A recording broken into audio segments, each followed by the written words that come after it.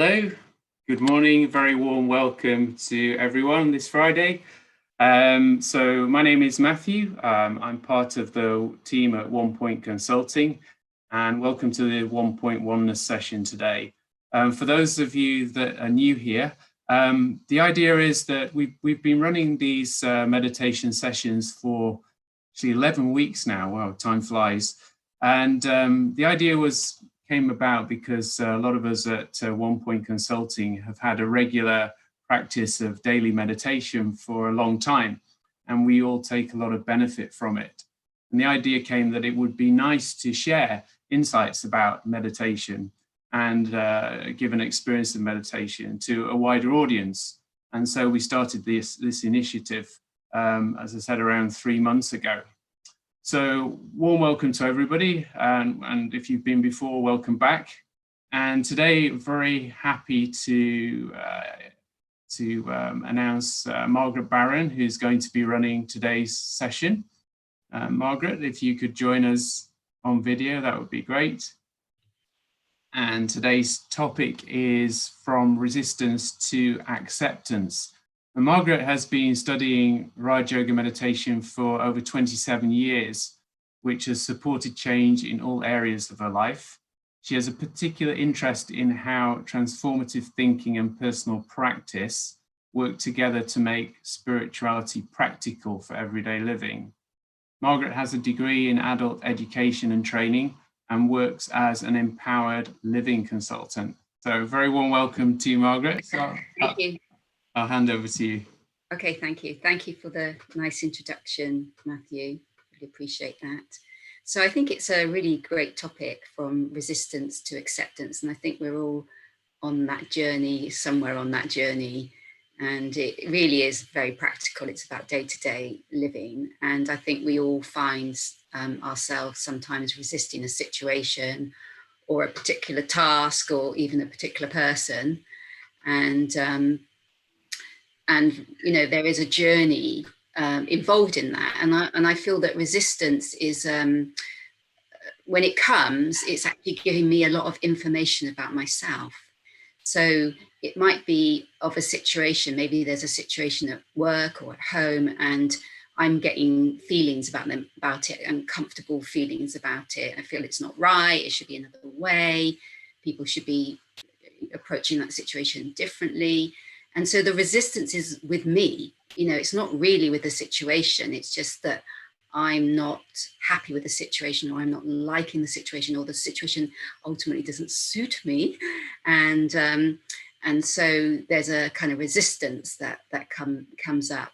It could, again, be of a task. You know, I think many of us, we like doing certain things, and we resist, you know, doing other things. I mean, at home, who wants to clean up the drains? But we have to do it. It's part of life. Or, you know, tidying up the untidy drawer. But we tend to kind of, if we're resisting something in terms of a task, we tend to procrastinate about it. And my own experience tells me that if you just get on and do it, actually, it's never as bad as you think it's going to be.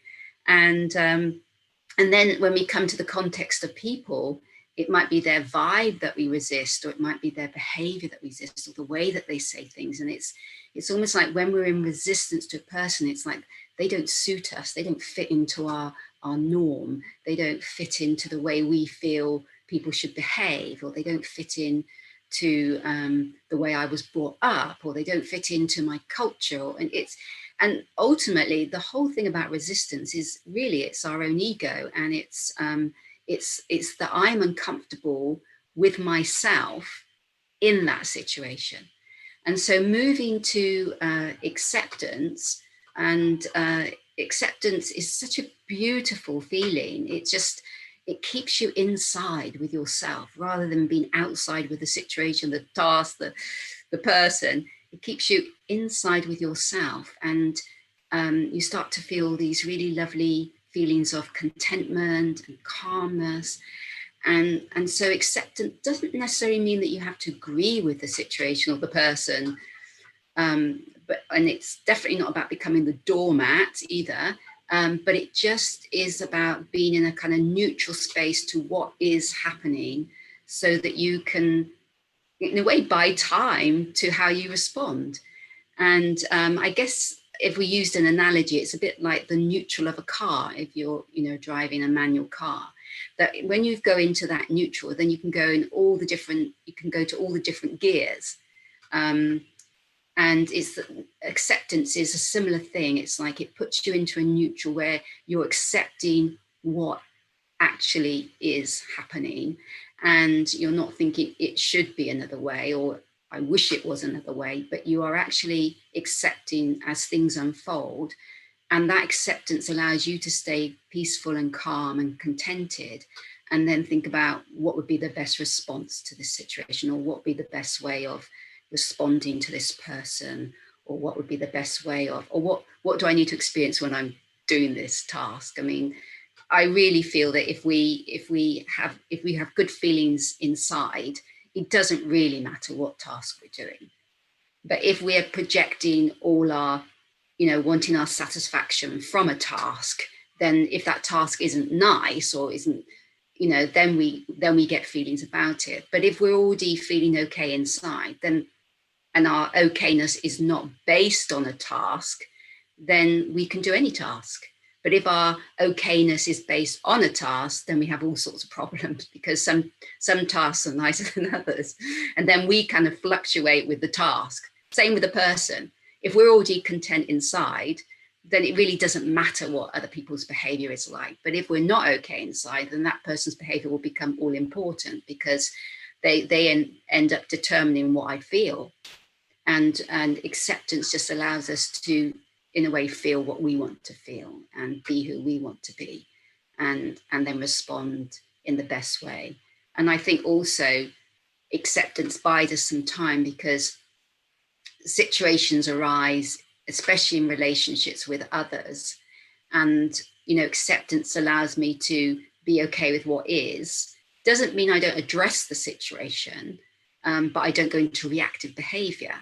And sometimes I feel we feel that we have to respond straight away. But I found lately that, okay, if something happens, it's much better for me if I waited till the emotional charge of that situation in me has kind of lessened a lot. And then you can always come back to that situation. Even if it's like Thursday, you can always approach that person and say, that situation on Monday, I've had some time to think about it. I think we really need to discuss this. So I feel acceptance of the situation as it is allows us to stay really in control of ourselves. Whereas when we're resistance, we kind of come out of control of ourselves. So, that's the difference. And it's such a beautiful feeling when you know that you're not reacting, really. And resistance is just reaction, just brings so much reactions. So if I find myself in a place where I'm resisting a person, a task, or a situation, I just have to ask myself some questions. How am I feeling inside? Am I making my life about all these external things, or is my life really about what I'm feeling inside? So I think that's enough really intro into what I'm going to talk about, and then we can have some meditation from now on. So one of the ways, and I just explain the meditation that I'm going to do, one of the ways I feel is very helpful is to think about that there are two worlds I live in, really. There's my internal world, and then there's the external world of people and places and situations, and they don't necessarily have to be on the same level. And of course, if and sometimes we think if someone says something to us, we feel we have to kind of respond back at the same level. But if we see them as a little bit separate worlds, and our primary work is on our internal world, then we usually fare better in the external world. And what I mean by that is our internal world is our world of thoughts and feelings and attitudes and our perceptions and our intentions. It's the unseen part of our life, but it really is the most important part of our life because it affects everything. So this is the meditation we're going to do. We're going to get this sense of the external and then journey into the internal and, you know, see if we can reach that lovely point of peace inside and then come back out again. That's today's little offering. So let's have a go. And just let yourself relax into the chair.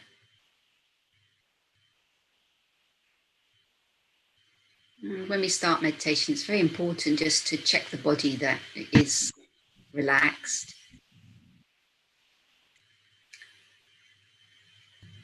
And bring yourself into the present moment. And one way to do this is just to watch your breath for a couple of breaths. Just watch that life-giving force, that beautiful air come in. And then watch it go out.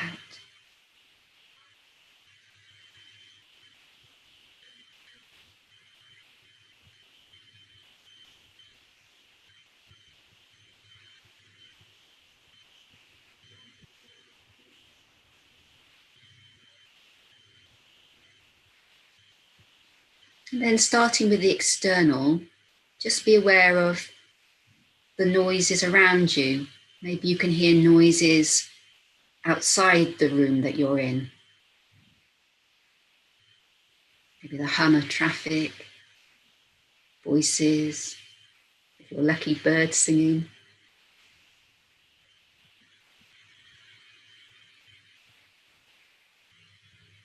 And then bring your attention inside the room.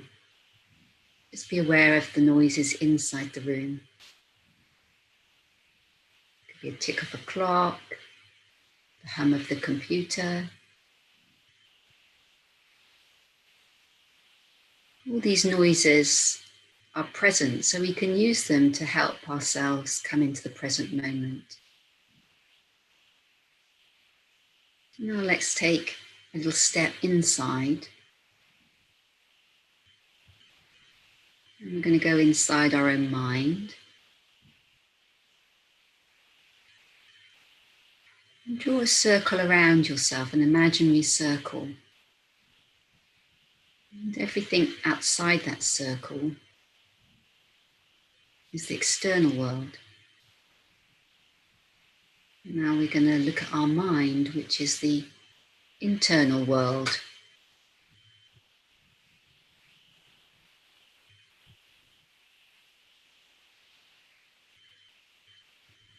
And if you like to make it easier for yourself, at the level of your eyes on the inside of your skull, you can just imagine a circle. Imagine a circle of light going around the inside of your skull at the level of your eyes. And then take your awareness to the center point of that circle.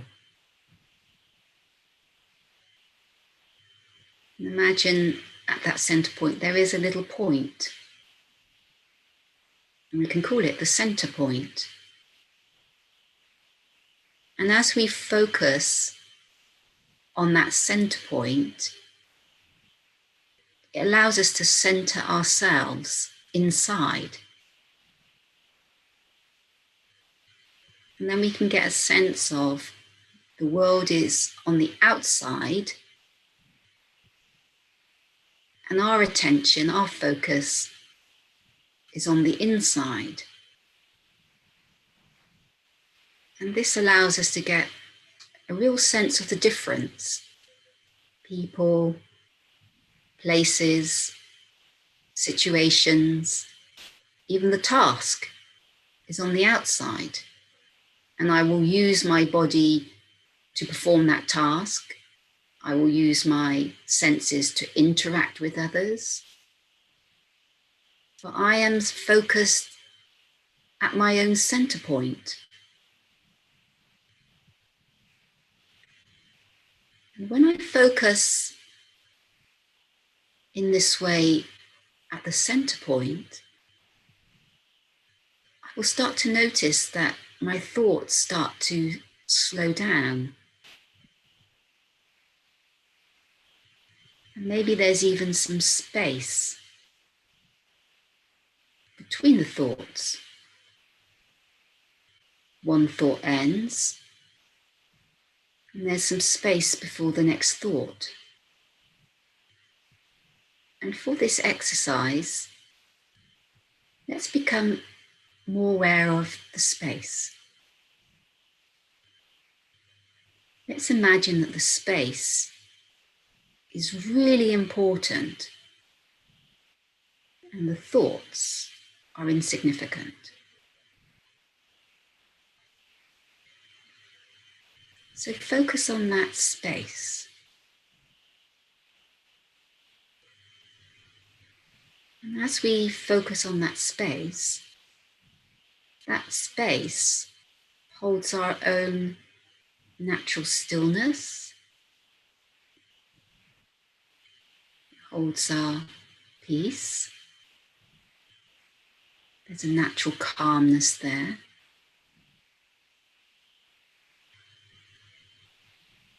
It's always there.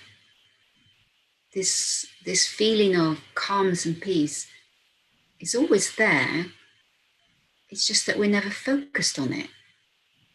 We predominantly focus on the thoughts or what's going on outside.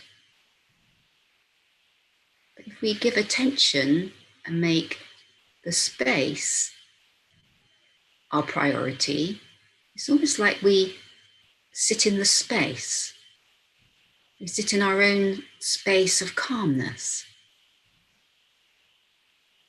And when we do that, we can start to choose our thoughts. So we can start to have thoughts like, I am calm. I feel good when I'm calm. I love calm. Life's so much easier when I'm calm. I get a sense of my own calmness and the feeling. That's the important bit, to get that feeling of calmness.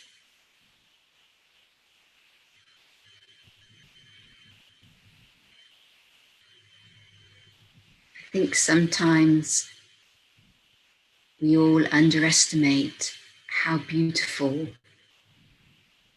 peace is, and how when we experience peace, it makes us feel not only calm, but content. It's like we've got in touch with our true nature, and that makes us feel content. We're becoming our real self. We feel content about that. We feel good about that. And of course, when we feel good about ourselves, content, calm, then our response to what's happening in that external circle, that circle outside ourselves, is going to be very different. So as we come back into experiencing life, we come back in feeling more centered, feeling more content, feeling calm. And that creates a whole difference in our response.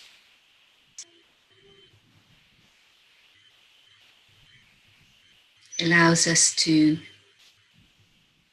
be with people and accept them as they are, because we're content.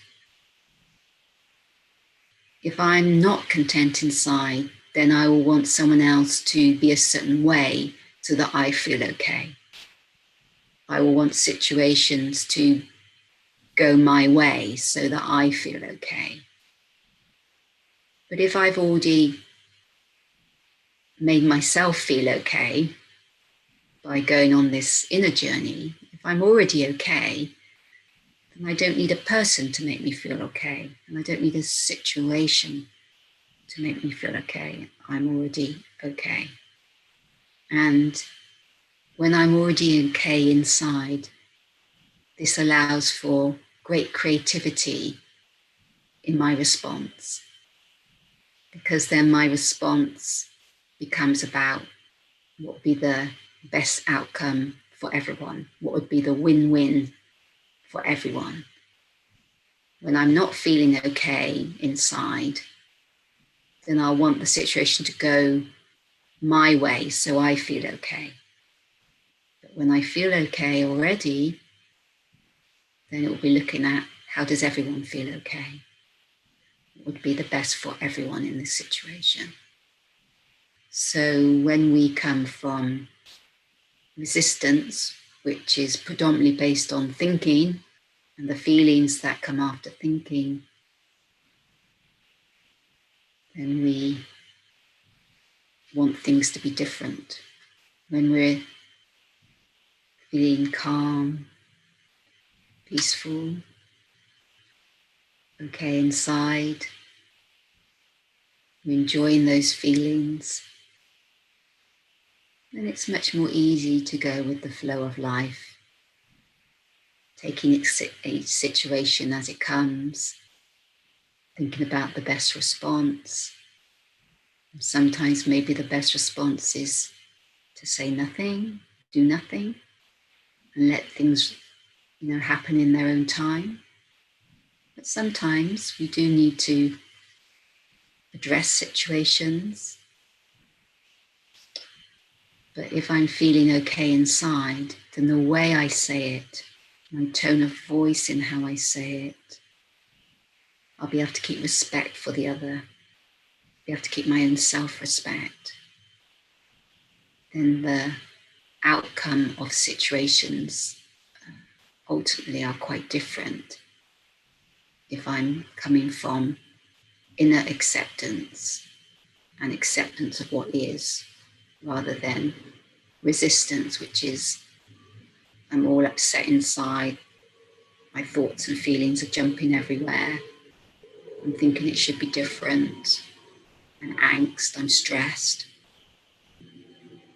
It's such a different, it'd be such a different response. So this journey inside to my own space doesn't take too long. And when I practice, it becomes more refined, more easily able to do it. But it changes greatly how I respond externally. And however I respond externally will have an impact. And I think we all know it's much easier to be around someone who's content and calm than someone who's stressy and resisting. I can't change other people. They're on their own journey. But what I can do is go on my own inner journey and then come out with a better response. And also, if I do see that I react, that's a signal for myself. If I see I'm reacting, I'm resistant,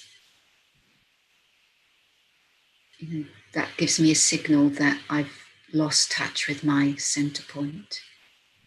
So I just have to journey back inside, give myself a bit of time to stabilize myself in that center point, to let my emotional charge be released,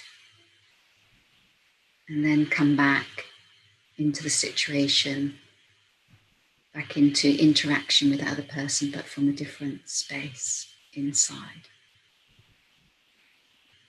So the amazing thing about meditation is that on this simple journey from outside to inside, and again establishing ourselves at that center point and in that lovely space where peace and calm is natural. It just allows a different response to life. So thank you.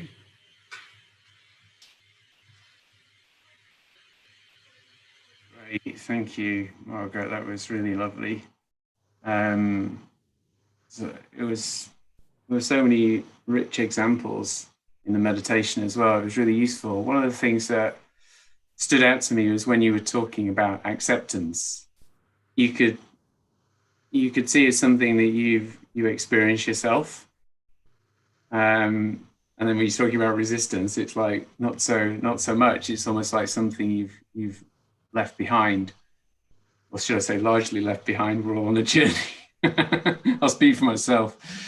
But yeah, it's to be honest, I think it's every day. Probably there's something that we resist. Probably every day. Maybe it's little. Sometimes it's big. And I think that's.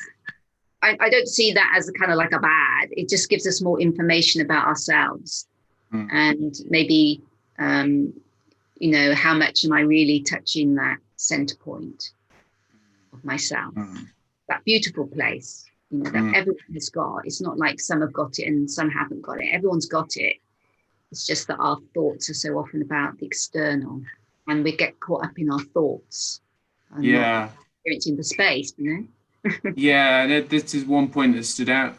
I think it was at the start of the meditation, or just before, when you were saying this, the space is more important than the thoughts. That's really interesting, because we tend to react to situations with resistance, but also we're analysing and thinking a lot. And obviously, this journey you've been on quite a while, and it really comes across that you experience what you're talking about in terms of enjoying the space and the calmness and the acceptance. Like, no doubt, I certainly have, but no doubt you've experienced at some point where, we've played situations so much in our mind, situations we don't like, that sometimes it's really hard to get beyond the thinking. It's almost like it's very difficult to step back. Is that just a matter of, is getting beyond that or overcoming that just a matter of regular practice, or when you've experienced those sort of times where your mind keeps re-engaging and it's hard to step back? How do you? I think there's something that I'm telling myself a lot as I go on the journey, and that is the resistance is really not about the situation or about the person or the task. The resistance is about me in relationship to that person, that situation. But it's really nothing about them. It's about, they may be just a trigger, but it's something about, I'm resisting something in myself. And that's pulling me away from the truth about myself. And so I think the more I kind of tell myself that, then it comes not so much about, I can almost say to myself, okay, they're just a trigger, or that situation is just a trigger, and it's not about the task at all. It's about the relationship I'm having with myself. And maybe when the resistance come up, it's given me a signal, you haven't had enough quiet time, or you haven't had enough time inside. And now it's coming out into a situation or a person, but it's really about my relationship with myself. Great, thank you. That's really, really interesting, really useful as well.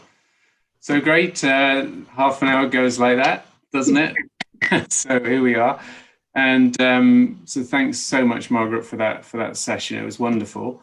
And next week we have Samantha Fraser, the next Friday at 9 o'clock again, and the topic is believing in yourself and your own worth. I think a lot of these topics are really, really interesting. They're well connected, and they somehow always seem to follow on well from one another. So we'll welcome you all to that next week. In the meantime, on the YouTube chat, you'll see that there's links to the Onepoint Oneness page, so you can have a look at future events that are coming up, and even subscribe to the mailing list so you get notifications, or a calendar date you can subscribe to, so you have your reminder there. And there's also a feedback form we'll post that you can fill in. It's always really useful for us to have feedback on the sessions. Aside from that, feel free to subscribe to the YouTube channel, and please do invite anyone else that you feel may benefit, whether it's colleagues, friends, family. Everybody's welcome to these sessions. And of course, you can review the recordings on YouTube of previous talks, or if you want to watch today's again, you can do that too. So once again, thank you, Margaret, for joining us. Thank you to everyone else for joining us, and we'll see you soon.